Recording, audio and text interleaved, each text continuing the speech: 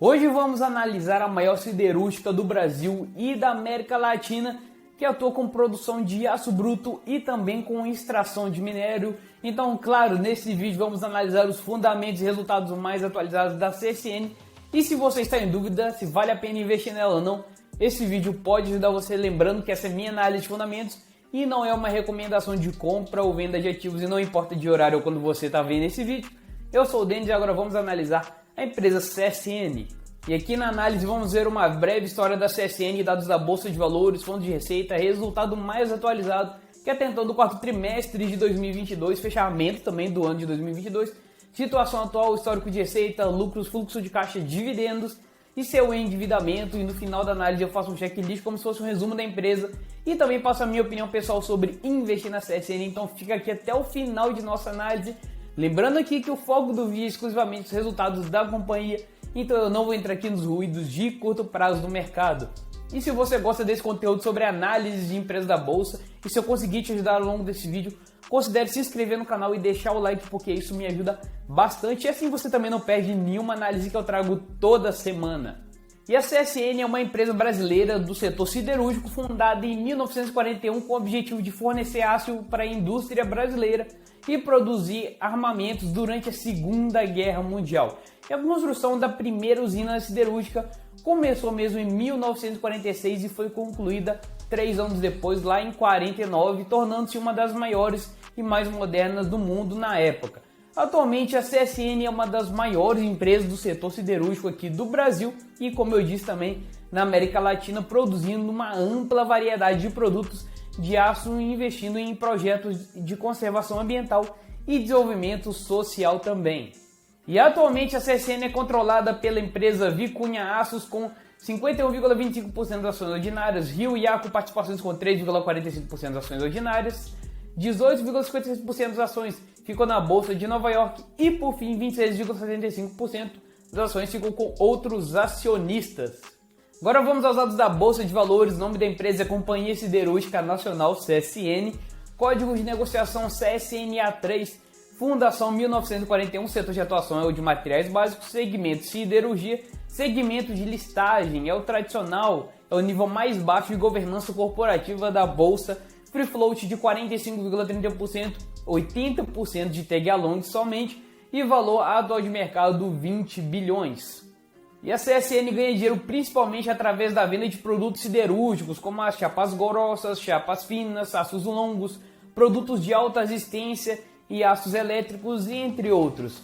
E esses produtos são utilizados em diversos setores da nossa economia, como construção civil, indústria automotiva, indústria naval, petróleo e gás e outros setores também em que ela atua. Além disso, a CSN também possui outras fontes de receita, como a venda do minério de ferro, venda de cimento, energia elétrica e serviços logísticos como o transporte ferroviário e também o transporte portuário.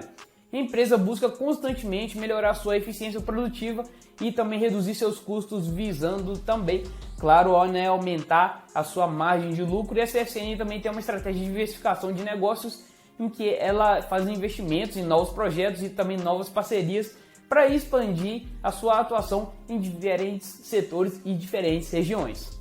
No resultado trimestral, a primeira coisa que vamos ver é a receita por segmento de negócios da CSN.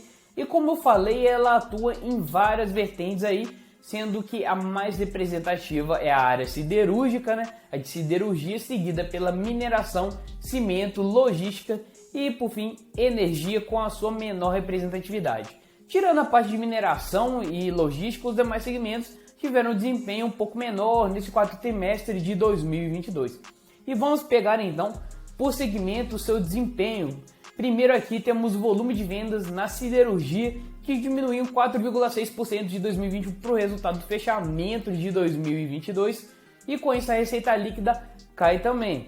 Ainda aqui na siderurgia teve também uma queda de 7,3% na parte de volume de produção de placas e o custo dela diminuiu também, o que é bom, mas em compensação o EBITDA também acabou diminuindo em 24%.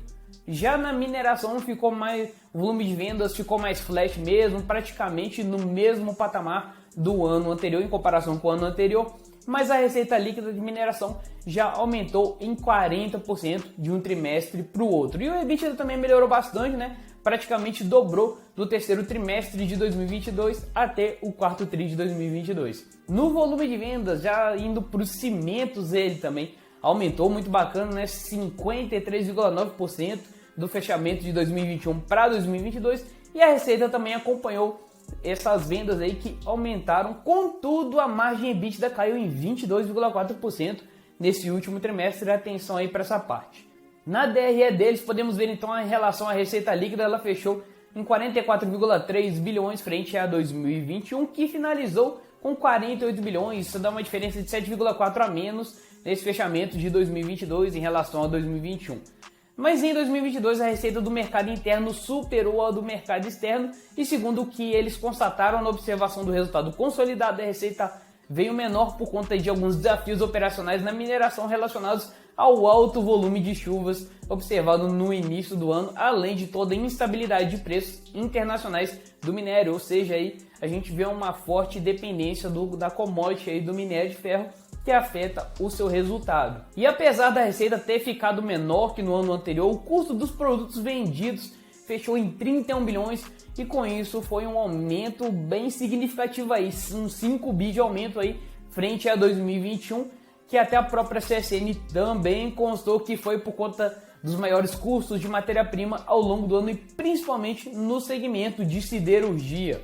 Já o resultado financeiro pesou muito também, porque ele fechou 2022 com 3,5 bilhões de resultado financeiro negativo, que foi impactado principalmente pelo aumento dos juros pagos no período e pela variação negativa das ações da Uzi Minas, que a CSN tem participação.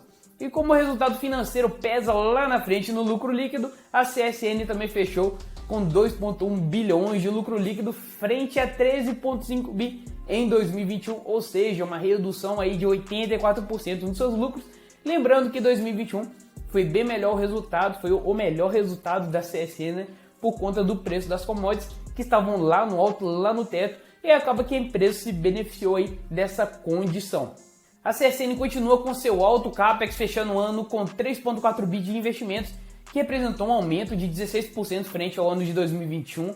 O que aumentou mesmo foi mais na parte de siderurgia e de outros investimentos que foram feitos pela CSN.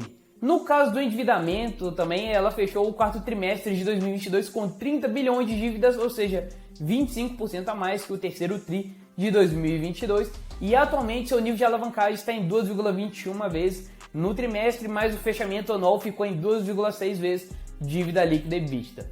Lembrando que no quarto trimestre de 2022 eles fizeram uma emissão de debêntures no valor de 1,9 bilhões de reais aí aumenta um pouco mais, é claro, o seu endividamento.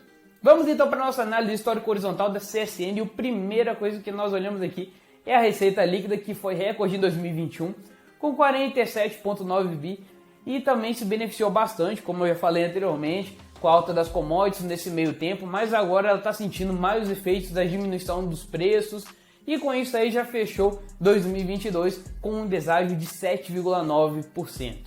Aqui no lucro líquido a gente pode ver o quão cíclica que a CSN é, porque a gente viu que a receita dela é mais ou menos metade mercado interno e a outra metade mercado externo. Então o preço do dólar também acaba fazendo diferença, e a gente busca aqui uma diferença do preço médio do dólar de 2021 para 2022. 2021 o dólar estava maior do que a média de 2022. Aí junta o dólar menor com o preço das commodities ligado, e aí junta tudo isso com o resultado financeiro que pesou bastante no lucro. É claro que o lucro dela também iria vir bem baixinho, como aí fechou em 2,1 bi em 2022. Já o caixa operacional seguiu mais ou menos a mesma linha do lucro, né? Finalizou 2022 com 2 bi de caixa operacional. E o dividend yield dela, né? Muita gente gostou disso aí. Os últimos 12 meses foi de 16% no momento em que eu gravo esse vídeo. Pode estar alterado no momento em que você está vendo aqui. Só que ele ficou nesse período aí acima até mesmo da Selic, o que foi bem alto. E no seu histórico, em 2016, 2017, ela não distribuiu nada de proventos, até porque esses anos aí ela ficou no prejuízo, mas depois ela voltou a distribuir proventos, né, os dividendos, mais recorrentemente. porque ela também foi conseguindo melhorar o lucro, sendo sua maior distribuição também no ano de 2022, com 3,7 bi de dividendos distribuídos. E se você assiste meus vídeos, já sabe que eu costumo falar sobre os dividendos, né? Cara, olha eles por último, analisa bem a empresa, vê se ela tem bons resultados, se ela condiz realmente com sua carteira, os fundamentos dela são bons, porque os dividendos são muito mais uma consequência do que a causa. Então, escolha bem a empresa não só por conta dos dividendos. Chegamos então ao endividamento da CSN, que fechou 2022 com o maior nível até então, 41 bi de endividamento. Sendo que sua alavancagem atual está até mais baixa, né? Tem 2,6 de dívida líquida e EBITDA, e é algo que a CSN pode até ir elevando, até porque se a gente considerar o histórico dela, né, olhar mais para trás, lá para 2012 ela estava com 9,6 vezes dívida líquida e EBITDA, que é um patamar assim, muito alto, então atualmente ela está tranquila em relação ao que já foi. E antes da gente ir para o checklist final, eu vou deixar minha opinião sobre a CSN. Se você gosta de acompanhar essas análises de ações que eu sempre trago aqui no canal, deixe seu like, se inscreve nele, assim você não perde nenhuma análise e também me ajuda a crescer aqui. E o primeiro ponto que a gente olha no nosso checklist é a governança corporativa. Atualmente a CSN se encontra no segmento de listagem tradicional, ou seja, o nível mais baixo de governança corporativa aqui da nossa bolsa.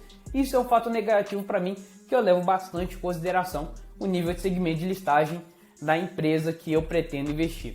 Outro ponto é que ela tem só 80% de tag along e acaba sendo um mecanismo de paridade entre os pequenos investidores e os majoritários. Então aqui assim, tá bem defasado, né? A remuneração dos executivos está tranquila frente ao lucro, mas atualmente está tranquilo. Se a gente pegar aqui um breve histórico, 2012 até 2017, mesmo a CSN dando prejuízo, os executivos aumentaram suas remunerações. Isso é um ponto aí de alerta também. Segundo ponto, lucratividade. CSN gera lucros, mas é altamente dependente da variação dos preços das commodities e dólar, também porque historicamente metade da sua receita, como a gente já olhou, é dólar. E ainda tem o resultado financeiro que pesa no lucro. Com isso, o histórico de lucros parece até um eletrocardiograma, como a gente já viu, né? Mas o que eu posso falar? Ela gera valor para o acionista? Até que sim, né? A gente pode falar que sim, mas é muito no longo prazo mesmo. Para você ter ideia, o lucro de 2021 foi o maior de todos, só que em compensação, o resultado, já o lucro de 2022, foi equivalente ao lucro de 2007. Então assim, tem que ter bastante paciência mesmo. Terceiro ponto, geração de caixa. Ela leva o caixa positivamente desde que existe na bolsa, mas não é aquela geração de caixa consistente nem previsível como se dá em algumas empresas de setores mais perenes aqui, até mesmo que a gente já analisou aqui no canal. Quarto ponto é o endividamento, e hoje ela tem uma relação de alavancagem nas dívidas muito tranquila. Seu endividamento, apesar de estar no recorde em 41 bilhões, o nível de alavancagem está mais de boa, e eles até constaram que seu caixa após amortizações extraordinárias seria o suficiente para cobrir as amortizações dos próximos 3 anos, mas já é bom ficar de olho nessa alavancagem, porque apesar de estar bem assim tranquila atualmente, nunca se sabe se o EBITDA dela vai diminuir, e mesmo que o endividamento dela se mantenha, se o EBITDA diminuir, a alavancagem já sobe. Então é algo para ficar bem de olho aí. E agora vamos à minha opinião pessoal sobre investir na CSN. Depois dessa nossa análise aqui, ela tem um ponto positivo, que é a verticalização do seu modelo de negócios, ou seja, ela atua em toda a cadeia produtiva do aço. Mas o setor é um setor assim, muito problemático, dependente de commodities, chacoalha demais. A governança também pesa muito a seu desfavor, porque está no nível mais baixo de governança, que é o tradicional, além de ter apenas 80% de tag along. E quem escolher investir nela tem que estar preparado para muita volatilidade. E se você quer investir pensando só em dividendos, lembra do gráfico histórico que eu mostrei. Ela às vezes demora muito a distribuir esses preciosos dividendos que as pessoas gostam, porque isso depende muito de como vai ser seu fechamento anual, fechamento de caixa, já que a empresa não tem aquela previsibilidade de receita. Então pense e repense bem, analise bem a empresa. Eu particularmente procuro ficar longe de empresas assim, tão voláteis e de setores mais problemáticos, como eu já falei. E se eu conseguir te ajudar de alguma maneira com as informações e você quer acompanhar outras análises, não esquece de deixar o like e se inscrever no canal. Um grande abraço e até a nossa próxima análise.